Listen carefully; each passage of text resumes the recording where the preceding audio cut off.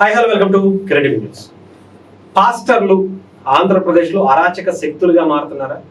అసలు ఎందుకని హిందువులకి సంబంధించినటువంటి నాయకుల మీద దాడులకు ప్రేరేపిస్తున్నటువంటి పరిస్థితులు ఎందుకు వస్తున్నాయి? ఇది తెలుసుకునేటువంటి ప్రయత్నం చేద్దాం. మనతో పాటు ఎక్స్ క్రిస్టియన్ ప్రవీణ్ మనతో ఉన్నారు.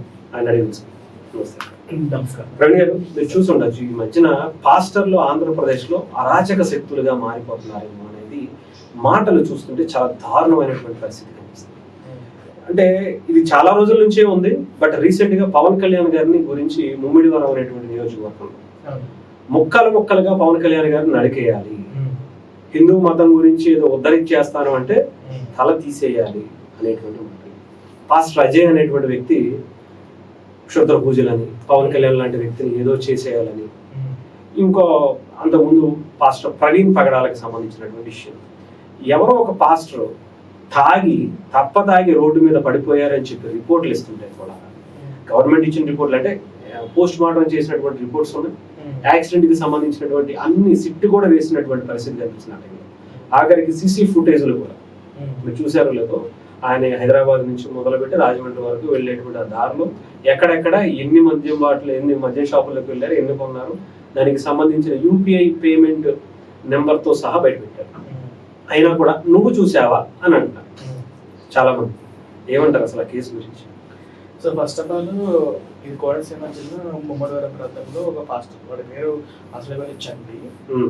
నేను మీరు ఆ ఒక్క ప్రాంతం, ఒక్క చర్చి మీరు చూస్తారు, అది కూడా ఎవరో బయట నుంచి వీడియో రికార్డ్ చేయబడితే మనకు విషయం బయట మీరు అది కూడా చూస్తున్నారు.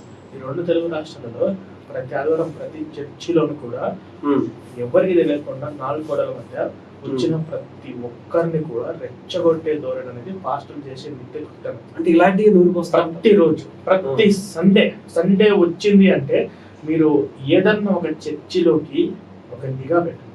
ఎవరు తెలియకుండా మీ ఎవరైనా పంపించాలి. మారుమూల గ్రామాలలో ఉదయం నుంచి సాయంత్రం వరకు అసలు వాడు ఏం చెప్తున్నాడు, ఒక 3 గంటలు ఒకసారి కాన్సన్ట్రేషన్ పెట్టి వినమని చెప్పండి.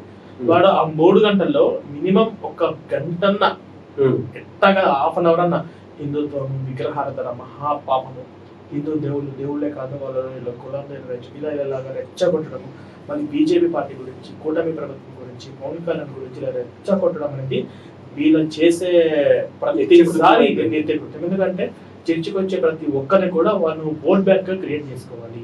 వచ్చిన పాస్టర్లు అందరూ ఒకటి అవ్వాలి, వాళ్ళ విశ్వాసం అందరూ కూడా ఒక ఓట్ బ్యాంక్ క్రియేట్ చేసుకోవాలి అనేది వాళ్ళు. ఎందుకు ఇప్పుడు మన గుడికి వెళ్ళాం అనుకోండి, నార్మల్ గా ఏ గుడికి వెళ్ళినా లేదంటే మసీదుకి వెళ్ళినా వాళ్ళు ఏం చెప్తారు? కొంతమంది అంటే ఇప్పుడు మా మసీదుల్లో కూడా ఎలాంటివి చెప్తున్నారు అనుకోండి. కాకపోతే మాక్సిమం చాలా మంది ఆ దేవుడి గురించి, ఈ హిందూ అవనండి, క్రిస్టియన్ అవనండి, వేరే వాళ్ళు అవనండి, గతంలో ఒక 30 ఏళ్ల క్రితం ముందు చాలా గొప్పగా ఆ క్రీస్తుకు సంబంధించి చెప్పేవాడు. వాళ్ళ కీర్తనలు చెప్పేవాడు. గుడికి వెళ్తే గుడికి సంబంధించిన, ధర్మానికి సంబంధించి చెప్పేవాడు. ముస్లిమ్స్ అయితే ముస్లిమ్స్ కి సంబంధించి చెప్పేవాడు. కానీ ఇలాంటివి చెప్పడం ఏంటి అసలు? అలా చెప్పమని బైబిల్లో ఉంది.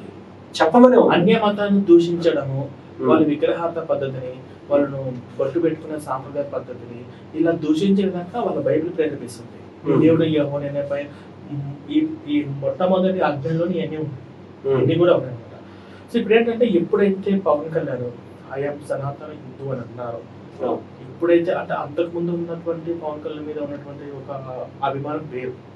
ఎప్పుడైతే ఐఎమ్ సనాతన హిందూ, నా హిందుత్వం కోసం ఏదైనా చేస్తా అని చెప్పి పవన్ కళ్యాణ్ అన్నారు. ఎప్పుడన్నారు? స్టాలిన్ హిందూ మతాన్ని దోమతో పోల్చినప్పుడు, దోమ పుట్టడంతో పోల్చినప్పుడు, అతను ఒక ముఖ్యమంత్రి కొడుకాలు అన్నప్పుడు మరి నా ధర్మం కోసం నేను చేయొద్దా అని అన్నాడు. ఎప్పుడైతే పవన్ కళ్యాణ్ ఆయన సనాతన హిందూ అన్నారో, ఆ తర్వాత పవన్ కళ్యాణ్ ఫ్యాన్స్ అందరు కూడా, పవన్ కళ్యాణ్ గట్టిగా అభిమానించే వాళ్ళందరూ కూడా ఎమ్మటే వాళ్ళు ట్విట్టర్, ఫేస్బుక్, ఇన్స్టాగ్రామ్ లో సనాతన ధర్మం గురించి గొప్పగా చెప్పుకోవడం స్టార్ట్ చేసి లక్షలాది మంది దెబ్బగా ఒక్క డైలకి ఇన్ఫ్లుయెన్స్ అయిపోయారు. అంటే ఎప్పుడైతే అలా అనడం స్టార్ట్ చేసి, 2 తెలుగు రాష్ట్రాల్లో పవన్ కళ్యాణ్ మీద జనసేన పార్టీ కార్యకర్తలు కావచ్చు, అభిమానులు కావచ్చు, దేశవ్యాప్తంగా ఉన్నటువంటి అభిమానం అంతా ఒకవైపు వాళ్ళ ఆలోచన మొత్తం నా హిందూ సనాతన ధర్మం కోసం కూడా నేను ఏదైనా చెయ్యాలి అన్న ఒక కసి అనేది ఇక్కడి నుంచే స్టార్ట్ అయింది. అంటే ఎవరిని కించపరుస్తాను, లేదంటే ఎవరన్నా తగ్గించేస్తాను, అణిచివేస్తాను అనేటువంటి ప్రకటన కూడా ఏం చేయలేదు. అంతే, వాళ్ళకి అంతే కదా, వాళ్ళ మతాన్ని వాళ్ళు ఏదో చేసుకుంటా ఉన్నాడు. అదే కదా. అంటే అలా చెప్పడం కూడా వీళ్ళకి ఇష్టం. అలా చెప్పైతే వీళ్ళ మతమాన్ని ఎట్లా జరుగుతాయి? ఆంధ్రాను క్రైస్తవ రాష్ట్రంగా మార్చాలన్నా, దేశాన్ని క్రైస్తవ దేశంగా మార్చాలంటే ఇప్పుడు ఇటువంటి వాళ్ళు చెబితే వాళ్ళు చెప్పే మాటలు ఎంతమంది ఇన్ఫ్లుయెన్స్ చేస్తాయి, లక్షలాది కోట్లాది మందిని ప్రభావితం చేయగల పెద్ద సెలబ్రిటీలు, ఒక రాజకీయ నాయకులు, at the same time hero కూడా, అట్ ది సేమ్ టైం అతను మంచి స్వాభావికంగా అతను చేసిన మేలును బట్టి అభిమానించే వాళ్ళు డై హ్యాడ్ ఫ్రెండ్స్ చాలా మంది ఉన్నారు. అది కోట్లాది మందిని ప్రభావితం చేస్తుంది. ఆ ఒక్క డైలాగ్ చాలు. ఆ ఒక్క డైలాగ్ అది ఎంత ప్రభావితం చేసిందో ఎగ్జాంపుల్ ఈ చంటి పాస్టర్ నరికేద్దాం అన్నాడు. ఎగ్జాంపుల్ వాడే వేరే వాళ్ళు కూడా చెప్తున్నాడు. అంటే ఏంటంటే వాడు అదొక్కటే కాదు, ఎవరన్నా తల్లిని ప్రేమించేవాడు, చెల్లిని ప్రేమించేవాడు, భార్యని ప్రేమించేవాడు ఆ సనాతన ధర్మంలో ఉండడు అని చెప్పేసి. అంటే వాడికి ఏంటంటే నరాన ఈ హిందూ మతం వదిలి క్రైస్తవ మతంలోకి వెళ్తే ఇటు జంప్ అయిందా అంతే చాలు. వాడికి అరికాల నుంచి తల ఇంటి వరకు నరాన విపరీతమైనటువంటి హిందుత్వం మీద ద్వేషం ఉంటుంది. అట్ ది సేమ్ టైం హిందుత్వం మీద ద్వేషం వచ్చిందా, దేశం మీద, భారతదేశం మీద కూడా విద్వేషం ఉంటుంది. వాడికి ఇజ్రాయెల్ ప్రేమిస్తుంది. ఇప్పుడు ఇరాన్ కానీ ఇజ్రాయెల్ గొప్పగా హిందూ ఇండియాను ప్రేమిస్తుంది. అదే కదా చెప్పేది, ఇజ్రాయెల్ మోదీ గారిని ప్రేమిస్తుంది. లేదు, ఇప్పుడు మీరు చూసారు, ఇప్పుడు అమెరికాకు ఇరాన్కి యుద్ధం జరిగితే ఇరాన్ సపోర్ట్ చేస్తూ రోడ్డు మీదకి వచ్చారు. అదే ఇండియాకు ఇరాన్కి యుద్ధం జరిగితే మనం వీళ్ళని నమ్ముతామా? నమ్మలేని పరిస్థితి. అవును కదా, మన దేశంలో మన దేశం గురించి చెప్పుకోవాల్సిన. అట్లాగే ఇప్పుడు ఈ యొక్క పవన్ కళ్యాణ్ చంటి గారు ఏ విధంగా అన్నాడో, అది ఎవరో బయట నుంచి వచ్చి అదృష్టం బాగుండి ఎవరో రికార్డ్ చేసి అది బయటకు తీసుకొచ్చారు కాబట్టి అది దాని మీద చర్చ జరిగింది, కేసు అయింది. ఇటువంటి ఎలా రెచ్చగొడుతున్నారా, ఇట్లా కూడా చేస్తారని చెప్పేసి కొన్ని వందల కోట్లాది మంది హిందువులు కూడా తెలుసుకున్నారు. ఇది చాలా బెస్ట్. కానీ అంతర్గతంగా యూట్యూబ్ లో, ఫేస్బుక్ లో ఎక్కడ లైవ్ రికార్డ్ అవ్వకుండా, కెమెరా రికార్డ్ అవ్వకుండా మారుమూల గ్రామ పల్లెటూర్లలో ఇంకా వీళ్ళు ఎంత రెచ్చగొడుతున్నారు. నేను చెప్పాను కదా సార్, నిజంగానే ఉన్నాయా? మీరు అంటే అంతకుముందు దాంట్లో మతంలో ఉన్నారు. ఉండడం ఏంది మనకు పబ్లిక్. వాడు ఏమన్నాడు, శ్రీకాకుళం నాదే, బాపట్ల నాదే, ఈ చీరాల నాదే, ప్రకాశం నాదే అంటే వాడు ఏంటంటే అక్కడ వాళ్ళ క్రైస్తవ మెజారిటీ పెరిగింది, క్రిస్టియన్స్ పెరిగారు. వాడు ఇప్పుడు పొలిటికల్ గా ఏదో పార్టీ పెట్టాడు. ఆ పార్టీలో వీడు పొలిటికల్ గా ఎదగాలి. వీడు పొలిటికల్ గా ఎందుకు ఎదగాలి? ఈ దేశాన్ని క్రైస్తవ రాష్ట్రంగా మార్చాలంటే పొలిటికల్ గా ఇంకా ఎక్కువ పవర్ ఉంటుంది. ఇప్పుడు డిపార్ట్మెంట్ వాళ్ళు ఏం చేయలేరు కదా, ఏదో సేవా పేరుతో నాలుగు కల్పించి వాళ్ళు హిందువుల నుంచి క్రిస్టియన్ గా మార్చాలి. పొలిటికల్ గా పవరే కదా. వీళ్ళకేంటి లాభం అంటారు? వాళ్ళ ప్రతి పాస్టర్ అదే, ఈ దేశాన్ని చుట్టుపక్కల వాళ్ళందరినీ ఈ దేశాన్ని క్రైస్తవ దేశంగా మార్చాలనే ఇదంతా వీళ్ళ ఐడియాలజీ కాదు. వీళ్ళు చర్చించి వచ్చే కానుకలు, వీళ్ళు చర్చించి వచ్చే దశభాగాల మీద కాదు వీళ్ళు బతికేది. ఇక్కడ ఈ ఊర్లో కట్టడానికి కావాల్సిన చర్చి కావాల్సిన డబ్బులు కూడా వీడికి కాదు. ఈ దేశాన్ని క్రైస్తవ రాష్ట్రంగా మార్చడం కోసం, క్రైస్తవ దేశంగా మార్చడం కోసం విదేశీ శక్తులు లక్షల కోట్ల కొమ్మని కూడా ఇలాంటి వాళ్ళ రూపంలో చేపిస్తున్నాయి. నాకు కూడా ఒక ఆఫర్ వచ్చింది.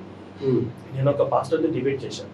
డిబేట్ చేసిన తర్వాత నాకు ఫోన్ వచ్చింది. ఆ పాస్టర్ గారు కాన్ఫరెన్స్ కాల్లో వేరే వాళ్ళ చేత మాట్లాడించారు.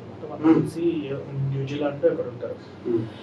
వాళ్ళని చెప్పారు, మీరు ఒక వంశాత్రం బాగుంది, మీరు మంచిగా మాట్లాడుతున్నారు, మీరు బయట పూర్తిగా అర్థం చేసుకోలేదు, మీకు ఏదన్నా ఫ్లాట్ పరంగా, వాటి పరంగా, వీటి పరంగా మేము ఇంత మంచిగా డొనేషన్, ఇంత మంచిగా హెల్ప్ చేస్తాము, మీరు ఇటువైపు క్రిస్టియానిటీ ప్రొవైడ్ చేస్తారా అని చెప్పి నాకు ఆఫర్ కూడా వచ్చింది.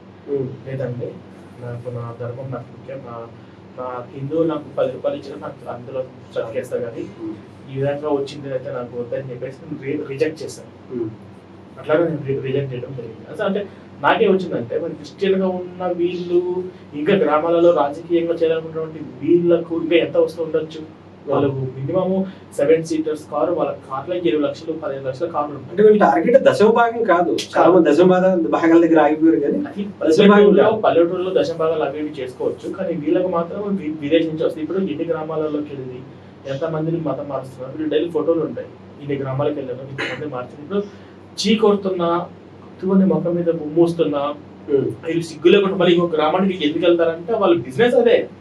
బిజినెస్ నేను ఈ గ్రామానికి వెళ్ళాను, వాడు సెల్ ఫోన్ లో ఫోటోలో వీడియో తీసుకుంటాడు, అది వాళ్ళకి పంపించుకుంటారు. ఇన్ని గ్రామాలకు తిరిగాను, ఇంతమందికి చేశాను, ఏ క్యాస్ట్ వాళ్ళని ఎలా మార్చాలి, ఏ క్యాస్ట్ వాళ్ళని ఎట్లా మార్చాలి అందరికి. జాషో ప్రాజెక్ట్ కూడా సింపుల్ గా ఉంటుంది, ఇంతమందిని మార్చి ఇంత ఇస్తాను, బ్రాహ్మణులు ప్రాజెక్ట్ వేరే కూడా ఉన్నాయి, అదంతా కూడా నెట్ లోనే ఉంటుంది. చాలా మందిని యంగ్స్టర్స్ అందరినీ ఉద్యోగాలు లేని వాళ్ళకి ఉద్యోగాలు కల్పిస్తా అని చెప్పి ఇలా ఉద్యోగాల పేరుతో బలవేసి గ్రామాలలో అన్ని చోట్ల ఇలా క్రైస్తవులోకి మతం మార్చే ఒక పెద్ద భారీ కుట్ర జరుగుతూనే ఉంది. ఎప్పటి నుంచి జరుగుతుంది. ఇప్పటికి మనము ఇప్పుడు 89% ఉన్న హిందువులు ఈ రోజు 60% వచ్చారు. ఎలా వచ్చారు? ప్రపంచంలో ఎక్కువ జనాభా కలిగిన దేశం మన భారతదేశం. మరి ఈ భారతదేశంలో ఇంత పర్సెంటేజ్ హిందువులు ఎలా పడిపోయారంటే ఇప్పుడు కూడా మనం మేల్కోకపోతే మరో బంగ్లాదేశ్ మరో పాకిస్తాన్ అవ్వడానికి ఇండియాకు ఎంతో టైం లేదు. ఎందుకంటే హిందువులందరూ సెక్యులరిజం వదిలిపెట్టి ఈ మత మార్పిడి పరంగా ఎక్కడ కనిపిస్తే అక్కడ క్వశ్చన్ చేస్తూ ఎందుకు తెలుసుకోలేకపోతున్నారంట అంటే నేను తప్పుగా అంటలేదు. నార్మల్గా ఇప్పుడు చాలా ముస్లిం కంట్రీస్ ఉన్నాయి, 60+ కంట్రీస్ పర్సెంటేజ్ కంట్రీస్ ఉన్నాయి మనకి ప్రపంచంలో. ఏ దేశం అయినా సరే ఒక్క దేశం ఇంక్లూడింగ్ మొన్నటి వరకు దుబాయ్ అయినా సేఫ్ అనుకున్నాం, అది కూడా అయిపోయింది. ఒక్క క్రిస్టియన్ కంట్రీస్ లో ఇజ్రాయెల్ కావచ్చు లేదంటే మిగతా కంట్రీస్, ఇజ్రాయెల్ క్రిస్టియన్ కంట్రీ కాదు, నార్మల్ గా చెప్తున్నాయి క్రిస్టియన్ కంట్రీ కాకపోయినా కానీ దాని మీద ఎక్కువ ఇష్టపడుతూ ఉంటారు. క్రిస్టియన్స్ అందరూ జెరూసలేం అక్కడ ఉంది కాబట్టి అక్కడికి ఇష్టపడతా ఉంటారు. అవును ఇష్టపడుతుంటారు కానీ అది అసలు అందులో యేసు ప్రభు దేవుడు అంటేనే 2 సంవత్సరాలు జైలు శిక్ష. అక్కడ చాలా మన ఇజ్రాయెల్ దేశంలో క్రిస్టియన్సే లేరు, అక్కడ అసలు యేసు ప్రభు అంటే ఎవరికి తెలియదు. మరి ఎందుకు ఇష్టపడతారు వీళ్ళు? అదే కదా తెలీదా? అదే కదా మేము చెప్పేది, అక్కడ అంతా యూదులే ఉంటారు. అవును, అది మొత్తం కూడా యూదులు ఉంటారు. ఇంకా చెప్పాలంటే అక్కడ హిందువులు కూడా ఉంటారు, ముస్లిమ్స్ కూడా ఉంటారు, ఎక్కువ శాతము యూదులు ఉంటారు. కాకపోతే అది క్రిస్టియన్ యేసు ప్రభు ఆ దేశం యాక్సెప్ట్ చేయరు. యేసు ప్రభు బైబిల్ ప్రకటించిన వాళ్ళు ఏమంటే జైలు శిక్ష ఆ దేశం అంతే. అంటే మిగతా సేఫెస్ట్ కంట్రీస్ ఏమైనా ఉన్నాయా క్రిస్టియానిటీలో కానీ మిగతా ముస్లిమ్స్ లో? అంటే ఇండియాతో బెటర్ గా పోల్చుకుంటే ఇండియాతో బెటర్ గా పోల్చుకుంటే అమెరికా అయినా రష్యా అయినా క్రిస్టియన్ కంట్రీస్ అభివృద్ధి చెందినాయి. మరి కొన్ని దేశాలు అభివృద్ధి చెందక ఆకలితో ఉన్నటువంటి చాలా ఉన్నాయి కదా. ఇప్పుడు కొన్ని దేశాలు సడన్గా రావట్లేదు, కొన్ని ఉన్నాయి. నైజీరియా లాంటి కొన్ని దేశాలలో ఆకలితో ఆల్రెడీ చచ్చిపోయే వాళ్ళు చాలా మంది ఉన్నారు. అంటే నైజీరియా ఇవన్నీ కూడా బెటర్. అంటే నాకు తెలిసి ఎంత సేఫెస్ట్ కంట్రీ అంటే ఇండియానే కదా, అన్ని మతాలకి. మరి అలాంటప్పుడు ఇక్కడ ఎందుకు కుట్ర చేయాలని? అంటే ఏంటంటే వాళ్ళది 156 క్రైస్తవ దేశాలు, 52 ఇస్లామిక్ దేశాలతో ఉన్నాయి. అంటే ప్రపంచంలో ఈ క్రైస్తవ ఇస్లామిక్ దేశాలు ఎలా వ్యాపించాయంటే అప్పుడెప్పుడు అన్ని దేశాలలో ఆయా రకాల కల్చర్లు ఉండేది. మరి ఇండియాలో హిందుత్వం ఉన్నప్పుడు ఇంకో దేశం ఇంకో కల్చర్, ఇంకో దేశం ఇంకో కల్చర్, అంటే ఆయా ప్రాంతాలు ఉండేది. ఇవన్నీ ఆక్యుపేట్ చేసుకోవడం కోసము ఈ 2 మతాలు పుట్టాయి. ఎవరికి వాళ్ళు ఫ్రెంచ్ వారు, పోర్చుగీస్ వారు, డచ్ వారు, ఆంగ్లేయులు, నవాబులు వీళ్ళందరూ కూడా మన భారతదేశం కాదు ప్రపంచంలో ఉన్న అన్ని దేశాలు కూడా ఇలా వాళ్ళు బతుకుతుంటే సంతోషంగా ఉంటే వాళ్ళను మతం మార్చి వాళ్ళను బానిసలుగా చేసుకొని వాళ్ళు సంపాదించుకొని సంపాదన తీసుకొని ఇలా ఆడపిల్లలను ఇలా పాడుకుంటూ అనేది ఈ మతాల్లో కొన్ని సిద్ధాంతాలు పెట్టుకొని అవి చేసుకుంటూనే ఉన్నారన్నమాట. ఇప్పుడు గుళ్ళ మీద దాడులు జరుగుతున్నాయని చెప్పేసి మీరు ఇప్పుడు అంటున్నారు, గుళ్ళ మీద ఎప్పటి నుంచో దాడులు జరిగాయి. అవన్నీ కూడా బైబుల్లో ఉన్నటువంటి వాక్యాలు ఆధారంగా చేసుకొని. సో మూలం అక్కడ ఉంది. అంటే ఒకటి క్రిస్టియన్స్ కావచ్చు లేదా ఇంకొకటి కావచ్చు, ముఖ్యంగా క్రిస్టియన్స్ కి ఇక్కడ ఈ దేశంలో హిందువులు ఉన్నారు కాబట్టి హ్యాపీగా ఉన్నారనుకోవచ్చా? ఎవరైనా ఏ రకంగా బ్రతుకుతున్నారంటే అర్థం కదా. ఈ ఇండియాలో భారతదేశంలో హిందువులు ఇలా ఉన్నారు కాబట్టి ఈ దేశంలో ఉన్నారు కాబట్టి మిగతా మతాల వాళ్ళు కూడా ఇంత కొంచెం హ్యాపీగా బ్రతుకుతున్నారు అనేటువంటి ఆలోచన. అంతే కదా. ఇప్పుడు సేఫ్ ఇప్పుడు బంగ్లాదేశ్ లో ఉన్న హిందువులు సేఫ్ గా ఉంటారా? పాకిస్తాన్ లో ఉన్న హిందువులు ఎవరన్నా పండుగలు జరుపుకుంటారా? భగవద్గీత తీసి చదవగలుగుతారా? కానీ మన భారతదేశంలో ముస్లింస్ ఎలా సంతోషంగా ఉన్నారు అంటే మనలో మంచితనం. సాటి వారిని మనం ఒక మతస్థుగా చూడకుండా మన సహోదర భావంతో చూడడం అనేది ఉంటుంది. కానీ వాళ్ళు చూసే దృష్టికోణం ఏంది? క్రైస్తవులు వీళ్ళు అన్యులు, విగ్రహారాధికులు, వీళ్ళు కాఫీర్లు, వీళ్ళు అల్లా నమ్మని వాళ్ళు అని చెప్పేసి ఇటువంటిది వాళ్ళ గ్రంథం నుంచి వాళ్ళు నేర్చుకోబట్టి వాళ్ళు అలా తయారవుతున్నారు. కాకపోతే ఇలాగ ఉంటే హిందువులు చాలా ప్రమాదంలో పడిపోతారు. దేశం మొత్తం కూడా హిందువులందరూ ఎవరైనా కానీ ఇస్లామిక్ వాళ్ళని తల్లి కొట్టండి, క్రిస్టియన్స్ వాళ్ళ తల్లి కొట్టండి, వాళ్ళ షాప్లో కొనద్దు, వాళ్ళ దగ్గర ఏం చేయదని చెప్పి అనట్లా. ప్రేమపూర్వకంగా ఆయా గ్రంథాల్లో ఉన్నటువంటి మోసాలను తెలియజేసి అందులో నుంచి బయటికి వాళ్ళ ఐడియాలజీ మార్చేసి దేశభక్తులుగా మార్చి మనలో కలుపుకోవాలి అనే ఉద్దేశమే తప్ప బంగ్లాదేశ్ లాగా మిగిలిపోయిన హిందువులను చంపాలి, పాకిస్తాన్ లాగా మిగిలిపోయిన హిందువులను దేశం నుంచి తరిమి కొట్టాలి అనే ఆలోచన ఇండియాలో ఉన్న హిందువులకు లేదు. క్రిస్టియన్స్ అయినా ముస్లిమ్స్ అయినా ఈ గ్రంథాలు ఇలా ఉన్నాయి, ఇది కరెక్ట్ కాదు, ఇది కరెక్ట్ జీవన విధానం కాదు, కరెక్ట్ జీవన విధానం ఇది అని చెప్పి తెలియజేసి కలుపుకోవాలనే ఉద్దేశం అంతే మా ఉద్దేశం. ఓకే, ఏదేమైనా సరే ఇంకా మిగతా చర్చిల మీద కూడా నిఘా అయితే పెట్టాలంట. పెట్టాలి. ముమ్మడివరం ప్రాంతంలో కాదు అన్ని చర్చిలలో అసలు ఏమేమి చెప్తారు ఏంటి అని చెప్పేసి అట్లీస్ట్ మనలాంటి ఒక యూట్యూబర్స్ మీడియానైనా కానీ మరి బాబు Individual ఉమ్మడి వరము చర్చ ఒక్కడే చూస్తున్నారు, ఇక్కడ కూడా ఇలాగే చెప్తున్నాడు చూడు, అక్కడ కూడా అలాగే చెప్తున్నాడు చూడు అని చెప్పేసి ఇవన్నీ కూడా గవర్నమెంట్ దృష్టికి తీసుకెళ్ళాలి. ఈ గవర్నమెంట్ ఇప్పుడు ఉన్నటువంటి కూటమి ప్రభుత్వం కావచ్చు, బీజేపీ ప్రభుత్వం కావచ్చు, వీటి మీద మరి ఏం చేస్తే బాగుంటుంది చెప్పేసి ఏంటంటే మనం జస్ట్ వాళ్ళ వరకు తెలియజేయడమే, మొత్తం వాళ్ళ చేతిలో ఉంటుంది, పవర్ వాళ్ళ చేతిలోనే ఉంటుంది. కాబట్టి వాళ్ళే సరైన నిర్ణయం తీసుకోవాలి ఏం చేయాలి. రైట్, థ్యాంక్ యూ అండి, థ్యాంక్ యూ.